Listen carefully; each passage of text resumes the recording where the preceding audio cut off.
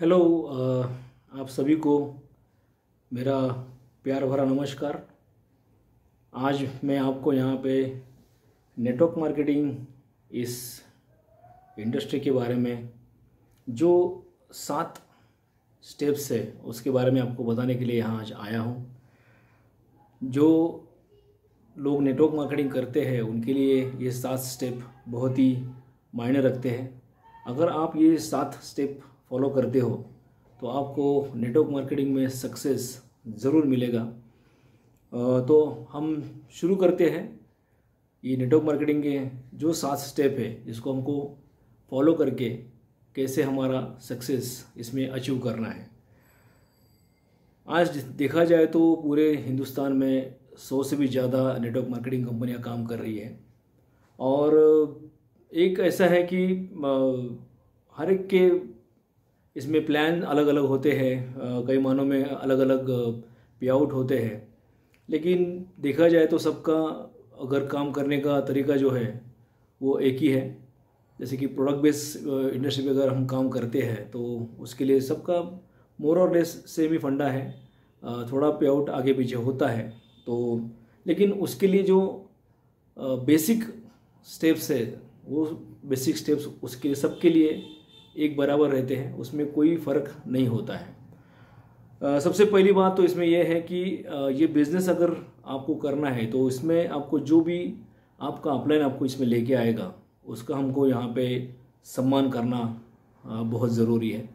भले ही वो आपसे उम्र में कम हो या उम्र में बड़ा हो, तो आपको उसका सम्मान करना ज़रूरी है। उसको आपको आपके अपलाइन को आप जिन्होंने आपको इस बिज़नेस में लाया है उसको आपको सम्मान करके चलना है और वो जो भी आपको बताते हैं, जो भी स्टेप्स बताते हैं उसके हिसाब से आपको आपका बिज़नेस को आगे बढ़ाना है। ये पहला फॉर्मूला है जो 7 स्टेप के लिए। दूसरा है जैसे कि अगर हम बिज़नेस चालू करते हैं तो ये बिज़नेस जो है ये लोगों को मिलने का और लोगों से जाके मिलने का ये बिज़नेस है। इसमें आपको मीटिंग्स करनी पड़ेगी, होम मीटिंग्स करनी पड़ेगी। तो इसमें ऐसा है कि आपके फ़ोन बुक में जितने भी नंबर हैं उसकी आप एक लिस्ट बना के उनको अगर कॉल करना चालू कर देते हो तो ये आपके लिए बहुत ही फ़ायदेमंद हो सकता है। ये दूसरा स्टेप है इसमें, जिसको हम बोलते हैं कि लिस्टिंग, यानी कि आपका लिस्ट बिल्डिंग करना। जितना भी आप लिस्ट बिल्डिंग, आपका लिस्ट बड़ा होगा उतना आपका बिजनेस उस तरह से बड़ा बड़ा होते जाता है। उसके बाद में इसमें एक दूसरा और एक ये है कि काफ़ी मानों में लोग प्रोडक्ट यहाँ पे खुद नहीं परचेस करते हैं, लेकिन ये बिज़नेस का सबसे बड़ा जो मेन ये है वो है कि सेल्फ परचेस। आप अगर सेल्फ परचेस करते हो तो आपको इसमें आपके ग्रुप में भी और या आपकी टीम में भी सेल्फ परचेस होता है, तभी बिज़नेस सबका आगे बढ़ सकता है। तो सेल्फ परचेस ये बहुत ही ज़रूरी और इसमें बहुत ही उम्दा और मायने रखने वाला एक स्टेप है, जिसके लिए आपको और आपके टीम मेंबर को सबको बताना होगा कि सेल्फ परचेस आपको जो भी डेट मेंशन किया हुआ है कंपनी ने उसके इसमें होना ही चाहिए। और उसके आगे का जो है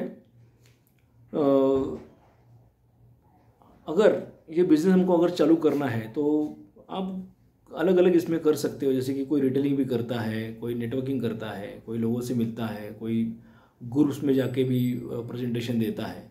तो यहाँ पे ऐसा है कि ये सब करने के टाइम अगर आपके पास प्रोडक्ट्स दिखाने के लिए हो तो और आपको ज़्यादा उसका फ़ायदा हो सकता है। तो आपके साथ में आपके बैग में कुछ अगर आप प्रोडक्ट कैरी करते हो आपके कंपनी के, तो वो भी आपके लिए बहुत फ़ायदेमंद हो सकता है। कई कंपनियां अलग अलग तरह के ये देती है, आपको प्रोडक्ट परचेस करने का मौका देती है, तो उसमें कई सारे ऑफर्स भी रहते हैं। तो उसमें एक हम बोलते हैं कि होम डिस्प्ले कॉर्नर, जैसे कि आपके घर का कोई भी कोना आप उसके लिए डेडिकेट कर सकते हो, जिसके माध्यम से एक छोटा डिस्प्ले आप बना के वहाँ पे रख सकते हो। जो भी आपके घर में लोग आते हैं उनको आप दिखा के आपके बिज़नेस के लिए उसको ज़्यादा बढ़ावा भी दे सकते हो।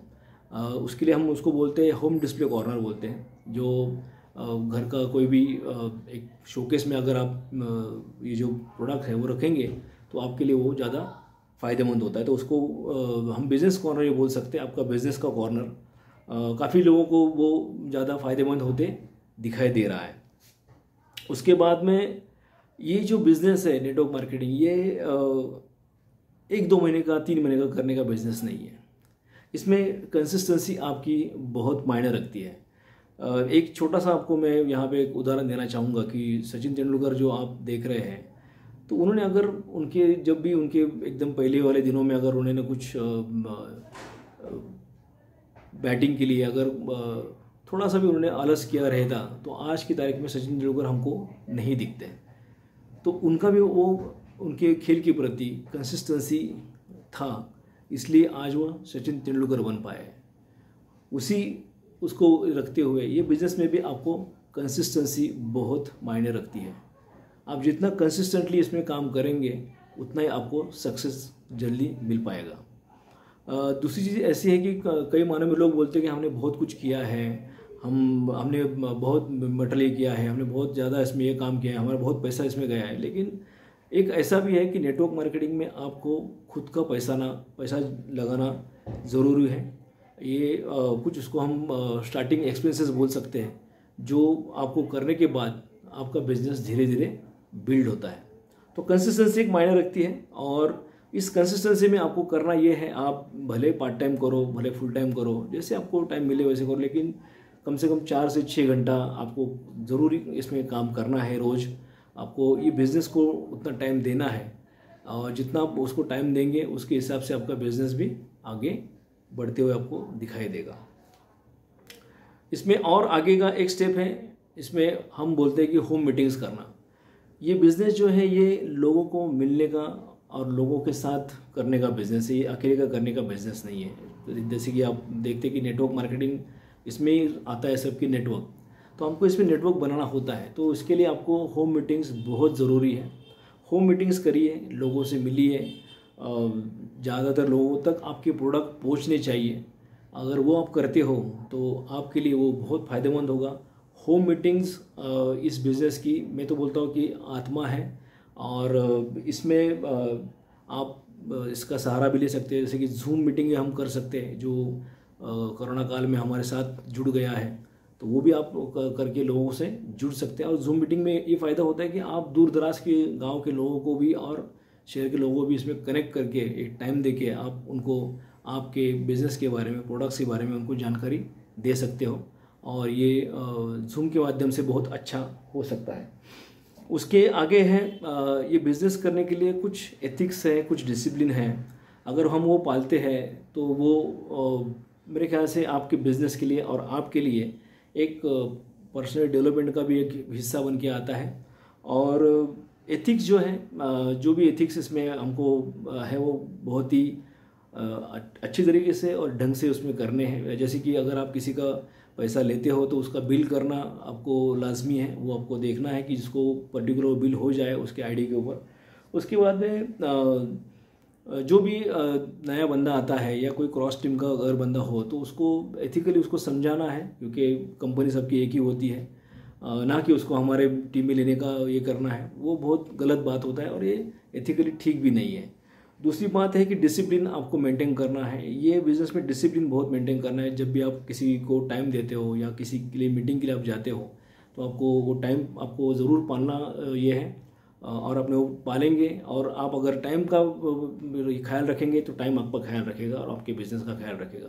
तो डिसिप्लिन इसमें बहुत ही ज़्यादा मायने रखता है। तीसरी चीज़ इसमें ये भी आती है कि अकाउंटेबिलिटी बोलते हैं, दायित्व आता है।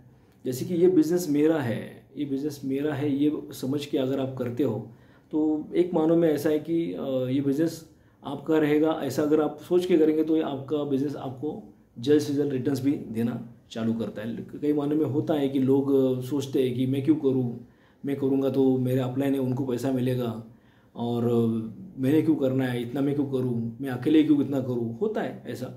तो ऐसा बिल्कुल भी मत सोचिए। इसमें ऐसा है कि जब भी आप अकेले जाते हो किसी भी मीटिंग के लिए या बिज़नेस डेवलपमेंट के लिए, तो ये आपके खुद के लिए है, ना कि आपके अपलाइन के लिए है।